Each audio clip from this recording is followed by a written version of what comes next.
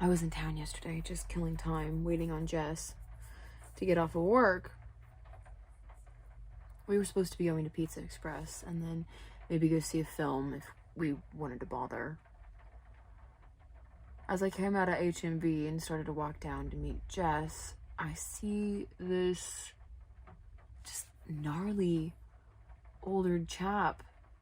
He sat slumped on the pavement outside Weatherspoons, clutching a can of something, you know, like a soup can.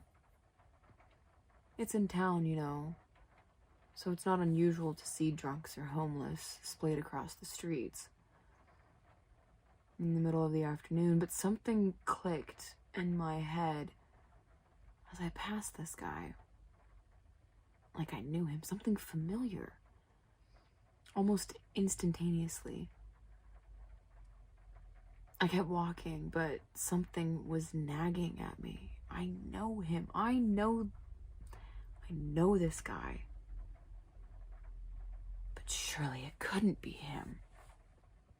You know, it just felt so strange. I definitely didn't want it to be him. But I had to go back and check. My curiosity was going to get the better of me. So I casually looked at my phone and swung around and wandered back. As I got closer and closer, there was no doubt in my mind that inebriated old man splayed out on the floor on the cement, who everyone was overstepping or avoiding or going across the street away from, was my old man. My dad. He looked like he was 100. But he couldn't have been more than 50. If he was the same age as my mom, he'd have been 47. They split up when I was pretty young. Mom tried really hard to keep visits going between me and my dad. But he'd been through some very heavy shit at work, and as it turns out, was more interested in getting pissed drunk than having anything to do with his own kid. It wasn't long before every weekend with Dad became every Saturday, and then every other Saturday, and then maybe the occasional Sunday, or then just birthdays or Christmas or Easter, and then eventually it stopped. And I never saw him again. It wasn't always like that. I actually have some great memories of him, which is why it was so hard to admit that it was him.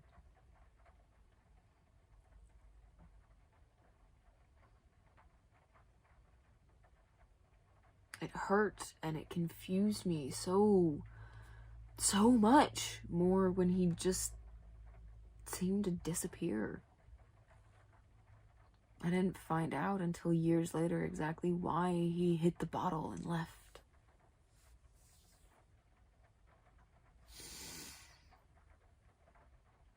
And when I did finally find out, things started to make a bit more sense. He used to be a train driver.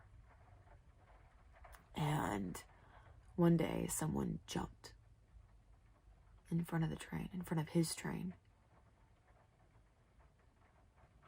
Completely fucked him up. Poor bloody bastard.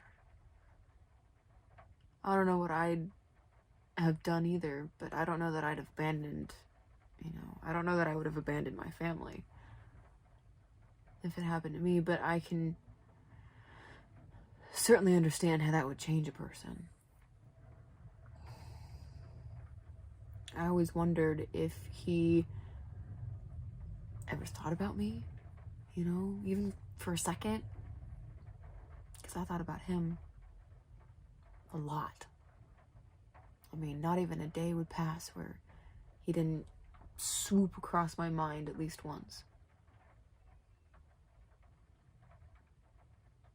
you know.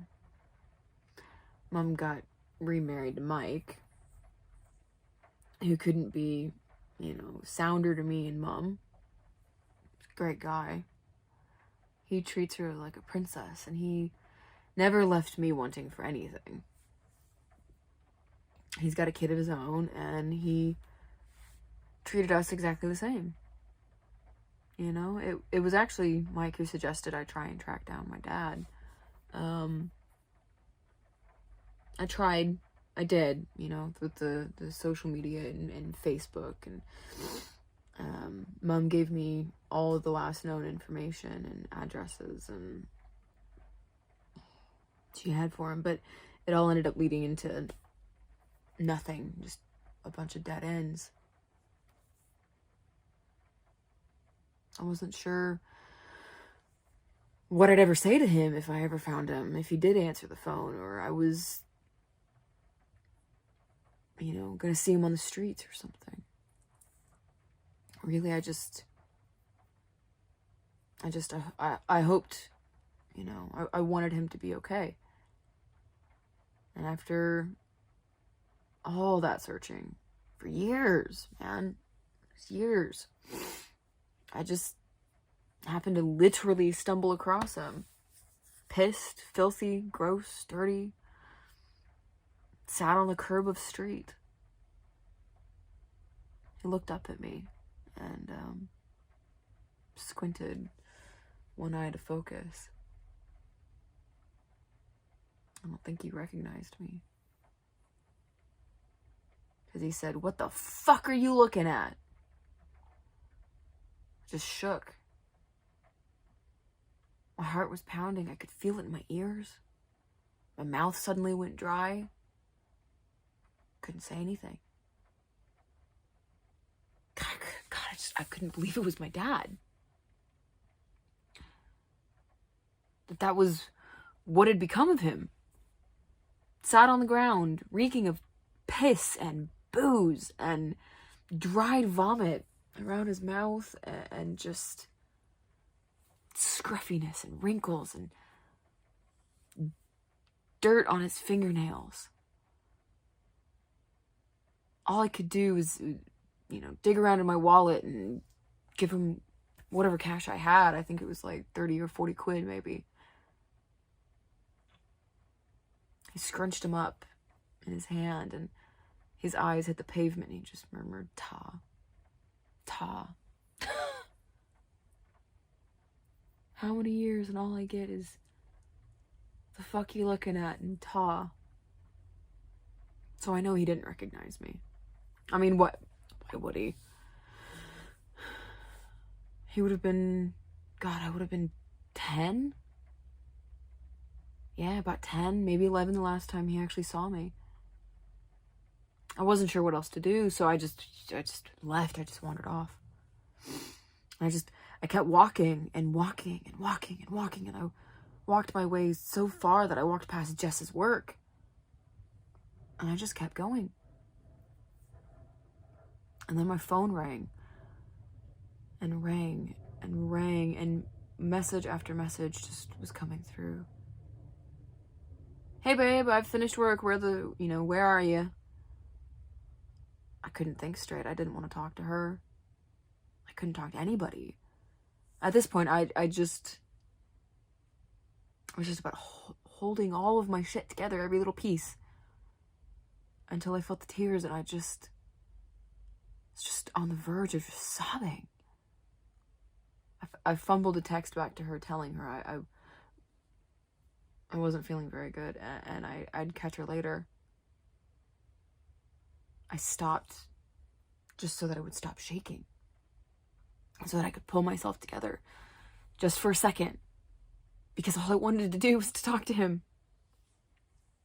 I needed to go back and talk to him.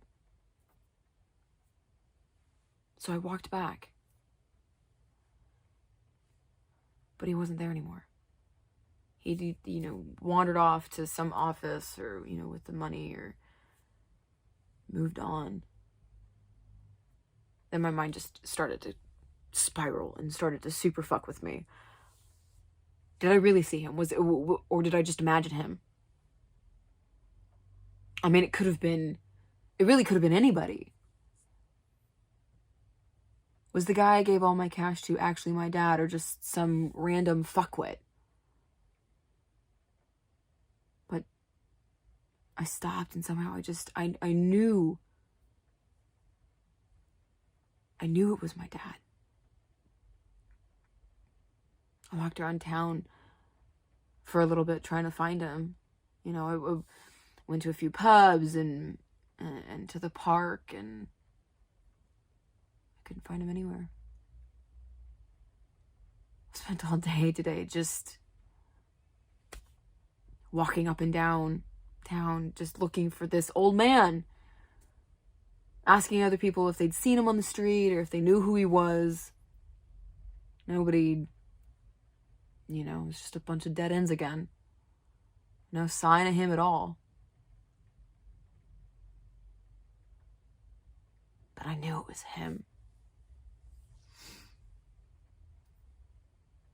So I'm gonna have to try again tomorrow. After work. Sorry, Doc. Thanks for not interrupting. I appreciated it. And thanks for the last minute session. I just needed to talk to somebody.